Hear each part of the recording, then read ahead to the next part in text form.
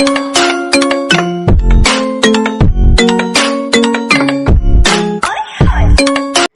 आपने कभी एरोप्लेन में सफ़र किया है?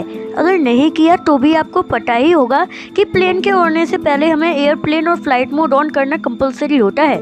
लेकिन क्या आप लोगों को पता है कि एयरप्लेन मोड ऑन करना क्यों कंपलसरी होता है, और अगर हमने फ्लाइट मोड ऑन नहीं किया तो क्या होगा?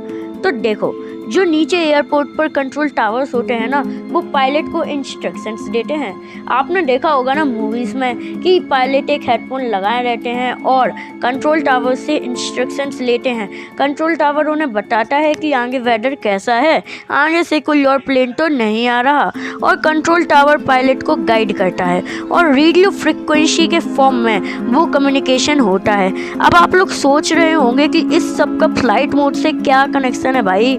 तो अब सुनिए, फ्लाइट मोड अगर ऑन होगा तो इंटरनेट ब्राउज नहीं कर पाएंगे, और ना ही किसी को कॉल कर पाएंगे, और ना ही किसी का कॉल अटेंड कर पाएंगे, और ना ही किसी को एसएमएस कर पाएंगे।